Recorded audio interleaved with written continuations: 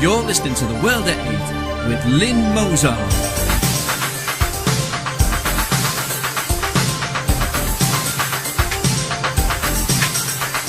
The World at 8, the number one in nationalist news. Highlights of the news today, Wednesday, the 31st of October. Bulgaria sends coffins and illegal immigrants to the UK. Another unreported Labour Party paedophile. Norway beats the UK 3-8 in employment stakes. Italy's losses are even worse. And the poor Portuguese are taking the biscuit. Hurricane Sandy. Iraq annoyed at UN search of Iraqi planes. Thought for the day, women and Islam. And finally, a cautionary tale for Halloween.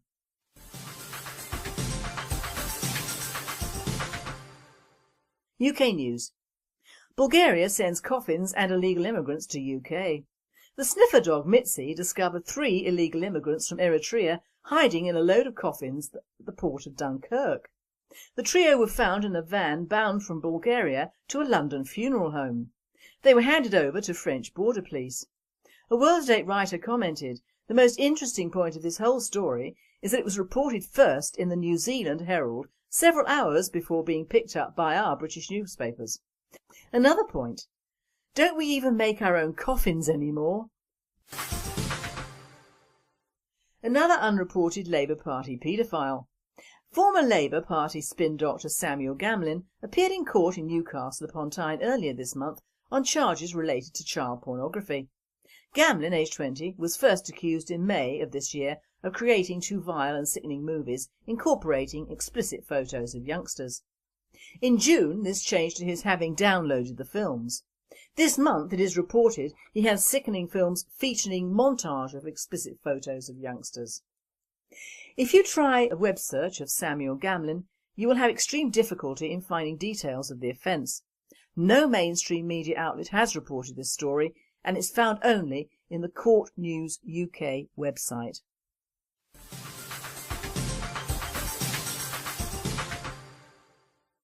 Euronews.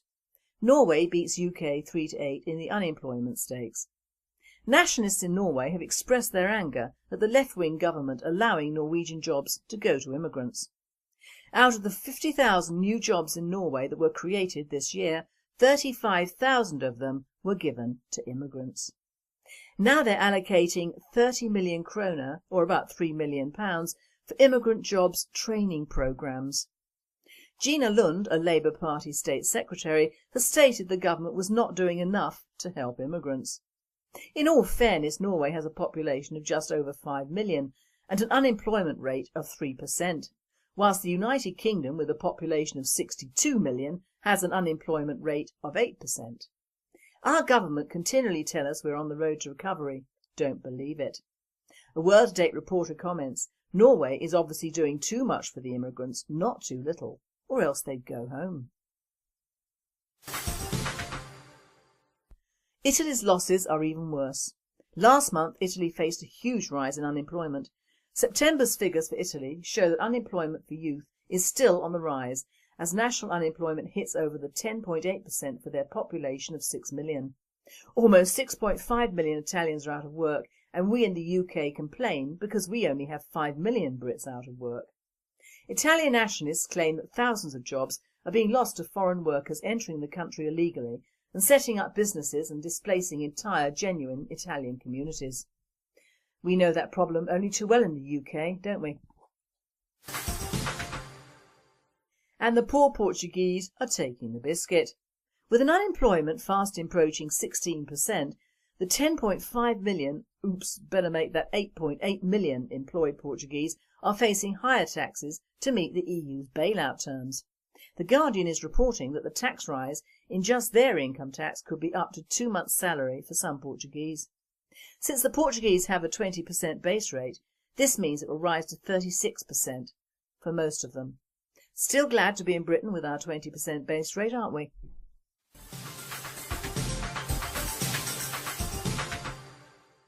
World news. Hurricane Sandy. The death toll from the hurricane to hit America has now reached 55, with many casualties. An estimated $50 billion worth of damage is reported by US state TV stations. Reports of up to 8 million homes from New York to Michigan are without any electricity due to Hurricane Sandy, which battered the eastern seaboard of America and then moved over 800 miles inland, reaching as far as Milwaukee, Wisconsin. Around 18,000 flights in and out of the east and midwest were cancelled due to the sheer power of the storm that was over 300 miles wide when it came ashore. Iraq angry at UN search of Iraqi aircraft. Violence in Iraq has increased, with sources on the ground saying that the violence is actually escalated by the fact that widespread corruption encourages it. Al-Qaeda has claimed all responsibilities for the latest spate of shootings and the assassinations in Iraq recently. A separate faction of Al-Qaeda is said to be also responsible for dozens of innocent people being killed around Baghdad in car bomb attacks and various other explosive devices. Iran is angry at the UN's involvement of the searching of its planes on Iraqi ground. The UN placed a strict ruling to the Iraqi government to search all Iranian planes travelling to Syria. The search of Iranian planes have only revealed humanitarian aid to the rebels in Syria.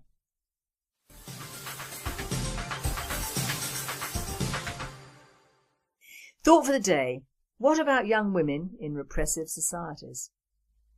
Now this thought is for the many young girls in various countries who suffer under a repressive regime, religion or culture. Now we in the West have our own problems with young women who seem to think the world owes them a living. They just keep on drinking or on drugs, have no intention of committing to another's soul and never want children. They and many others have been brought up with the mantra, you deserve it. And yes they do. The barren and awful lives that may be theirs when they hit that 40 mark, when all young men have married and if not, they want younger meat. A second-rate career does not keep you warm at night or do anything for the future of one's country. It is with this in mind that one can understand the pull of Islam to certain young women in the UK.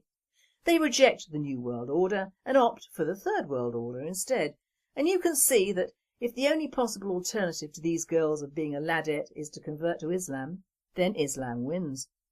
Now it's well known that converts to any religion adhere to that faith more than those born into the faith. But the order and family life that Islam presents on its good side is a compelling pull away from the drunken nights ending up in the gutter. Now the downside of many of these UK conversions is the fact that many of these girls have either married or are living with Muslim converts or British-born Muslims. In some ways they may have the best of both worlds, but only time will tell on that one. However, their sisters in Islam especially do not enjoy the benefits of Western society while sitting on their backsides procreating future little jihadists. In Pakistan, the Taliban, or rather the Muslim Mujahideen version of true fascists, have threatened yet another child activist after the shooting of Malala Yousafzai this month. Hina Khan, 17 from Swat, has been warned in phone calls that she will be next as she helps in her parents' work to help women. Her father, Riayatullah Khan, said, "The Taliban have kidnapped me and tortured me in the past for promoting women's development, but now they are threatening the entire family." In fact, Malala has made good progress, and one of the reports says she is doing very well. In fact, she is standing with some help for the first time this morning when I went to see her, said Dr. David Rosser, the medical director of Queen Elizabeth Hospital in Birmingham, England. Good luck, Malala. This is the darker and more prevalent side of Islam. This is the step over which no women may pass. Where you have a religion that bases itself on a man's rules, and those rules influence all the culture and home lives of those who participate in it, a woman's position will never change. Although I'm not a woman's libber, I do believe that women have certain rights. They are entitled to earn the same money for the same job. They are entitled to receive an education which will stand them in good stead for something other than the kitchen sink if they wish. They are entitled to keep their own money. They are entitled to vote. And they are entitled to, some say, if they are deserted. They are also entitled to have a say in the future of the children of any marriage.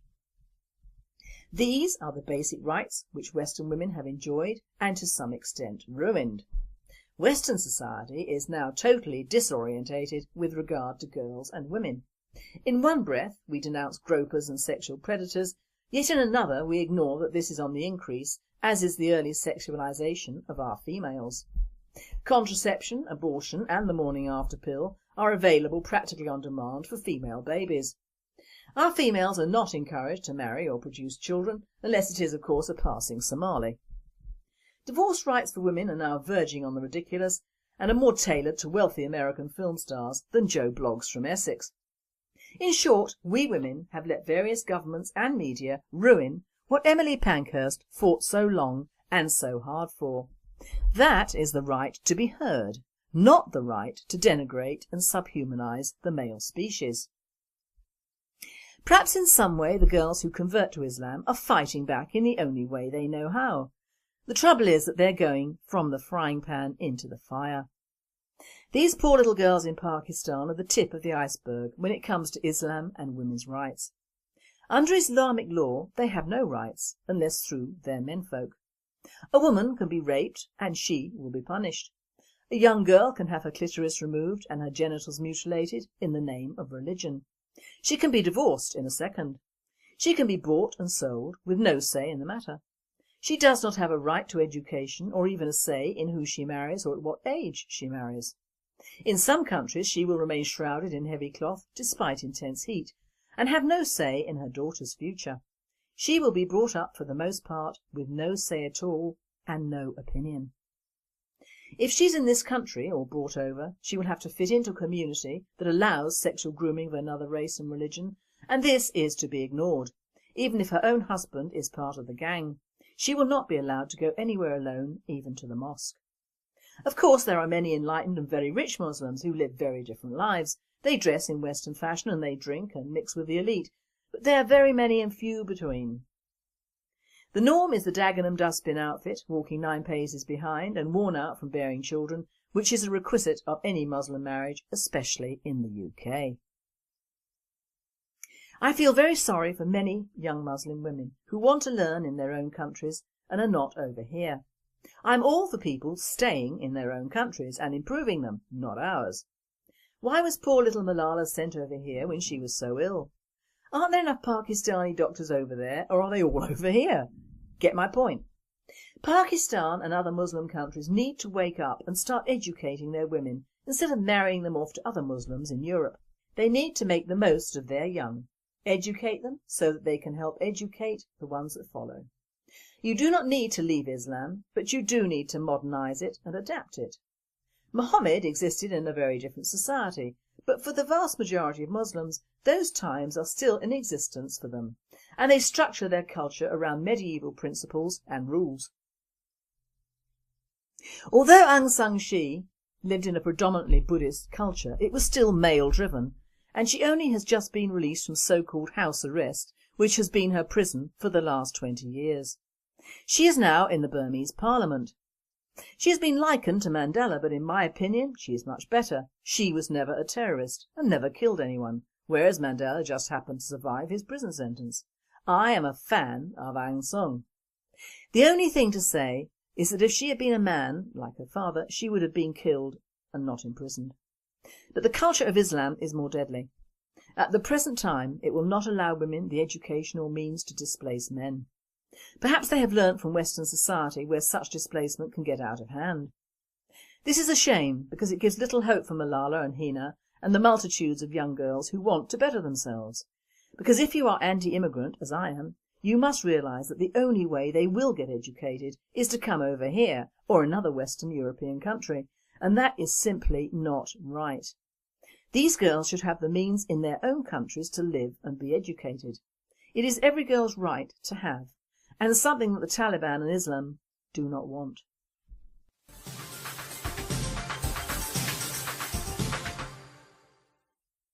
And finally, here is a cautionary Halloween tale for those children or teenagers who use it just for extra sweets or just to be nuisances. In the late 1930s, in one of the deep southern states of America, there was a young girl who was home with her sister on this same night of Samhain, which is the true start of the Celtic calendar, which is November the 1st. She heard a knock at the door and the usual neighbourhood children were there and sweets went out all around. At the end of the evening there was another knock and a couple of local louts wanted trick or treat.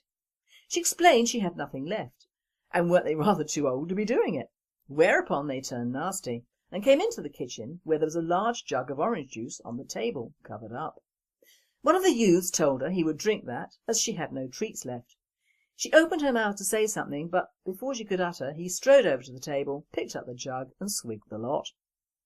During the last mouthful he asked why she was at home and not out with friends, and she turned to him and said, "I'm home because I have a kidney infection and you have just drunk my sample for testing."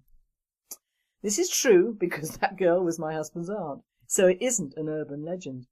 The lesson is not all things are what they appear to be. You have been listening to The World at 8. There'll be no World at 8 this Friday and no Sunday sermon as we are off-site for those days. We are, however, back in service on Monday the 5th of November in time for firework night. I am Lynne Mozart and I and the team at World at 8 and Radio Britain wish you all a very happy and safe Halloween. Employment stakes. Italy's losses are even worse. And the poor Portuguese are taking the biscuit. Hurricane Sandy. Iraq annoyed at UN search of Iraqi planes. Thought for the day, women and Islam. And finally, a cautionary tale for Halloween.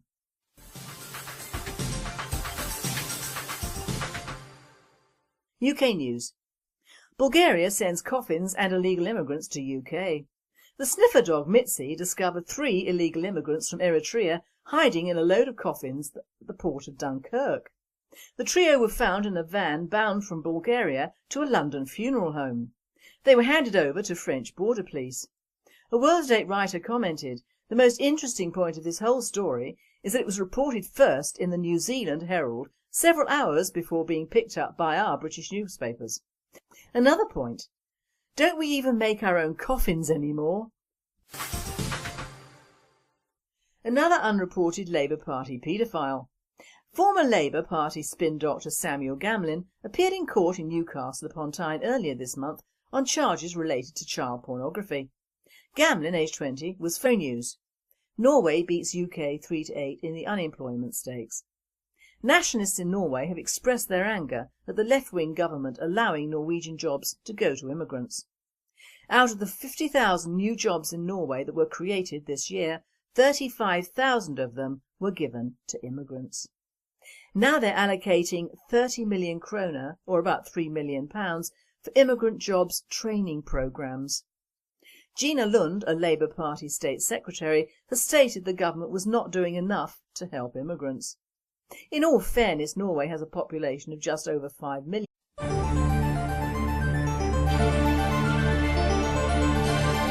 You're listening to The World at 8 with Lynne Mozart.